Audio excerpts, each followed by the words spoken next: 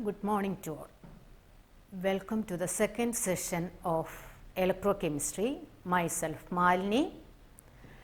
In the first session, we discussed the reaction taking place inside an electrochemical cell and how will you construct an electrochemical cell. The best example for an electrochemical cell is Daniell cell, and in Daniell cell, zinc rod is dipped in zinc sulfate solution which act as the anodic compartment, copper rod dipped in copper sulfate solution which act as the cathodic compartment, and these two are connected by a salt bridge and a voltmeter, and the voltmeter reads 1.1 volt. Why we select zinc as anode and copper as cathode? This is based on the concept of electrode potential.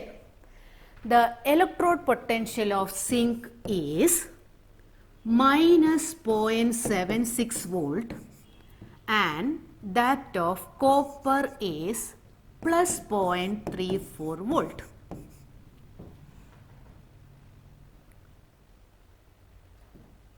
The electrode with higher electrode potential act as the cathode and lower electrode potential act as the anode. That is why copper act as the cathode and zinc act as the anode. A Daniell cell can be represented as Zn bar Zn2 plus Cu2 plus bar Cu. That means zinc undergo oxidation and copper undergo reduction. This is the representation of Daniell cell. Then, what do you mean by an electrode potential? When an electrode is placed in an electrolyte, a potential difference exists between them. That is known as electrode potential. By knowing the electrode potential, we can calculate the EMF of the cell or E cell using the formula E cathode minus E anode. So, in the case of Daniell cell, which act as the cathode, copper act as the cathode and zinc act as the anode. So, what is the EMF of the cell? E cathode, electropotential of cathode, that means copper is 0.34 volt and that of zinc is minus 0.76 volt. That is minus of minus 0.76 and the answer is 1.1 volt.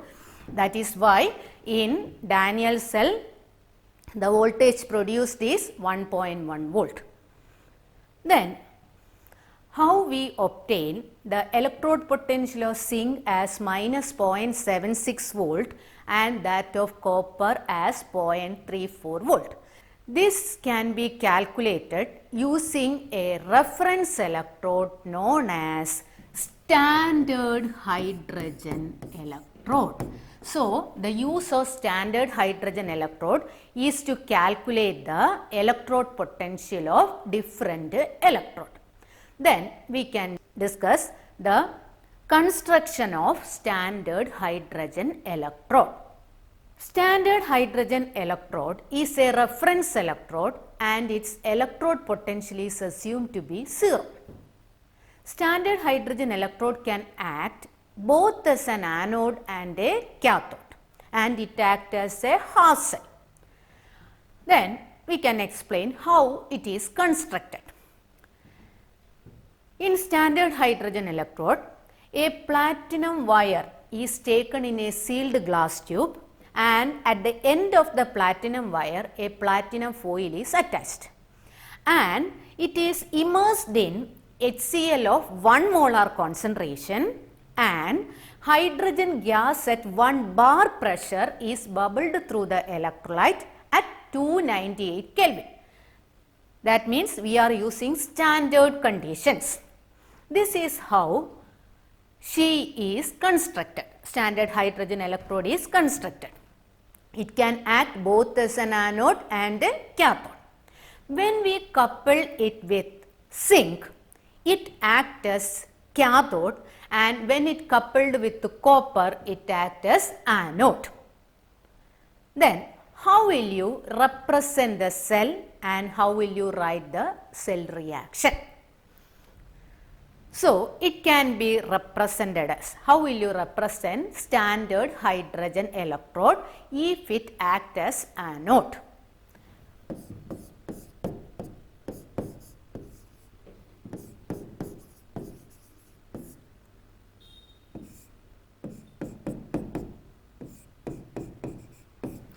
This is the representation of standard hydrogen electrode when it undergo oxidation, that means it acts as anode. That can be represented as H plus 1 molar, H2 1 bar, comma Pt. So this is the representation of She if it acts as anode, and this is the representation of She when it acts as cathode.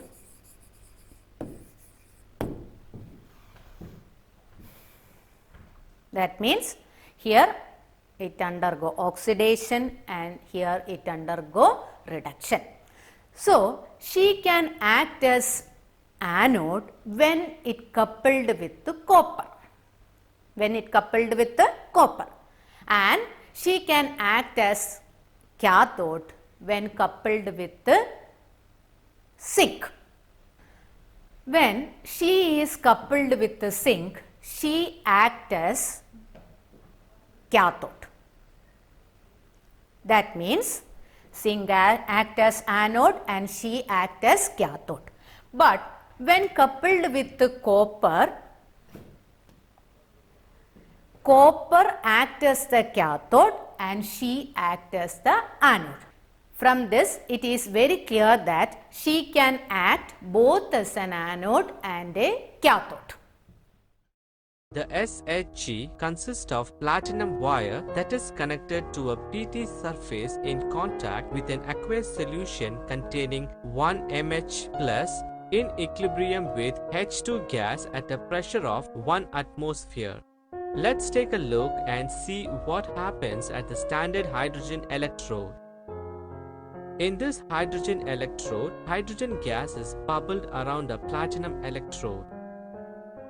In the molecular view, the PT surface catalyzes the oxidation of hydrogen molecules to protons or the reduction of protons to hydrogen gas.